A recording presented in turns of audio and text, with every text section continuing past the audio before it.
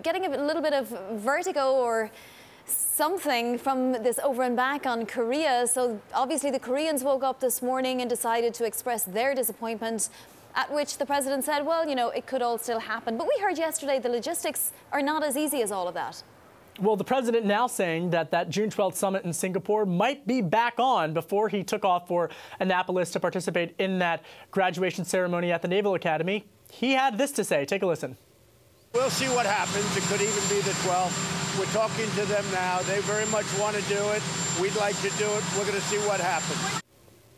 And the North Koreans releasing a statement following the president's decision to withdraw from that summit. And the president seemingly liked what they had to say. Let's pull up the tweet, because the president tweeting that he did find that statement to be somewhat of a positive message, in which he writes, "Very good news to receive the warm and productive statement from North Korea. We will soon see where it will lead, hopefully to long and enduring prosperity and peace. Only time and talent will tell."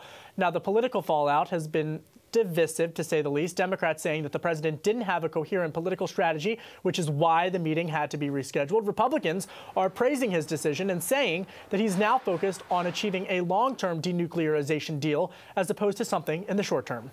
And of course, the big question now is, whose court is the ball now in? Is it in South Korea's court, North Korea's court, Japan? Is it China, perhaps?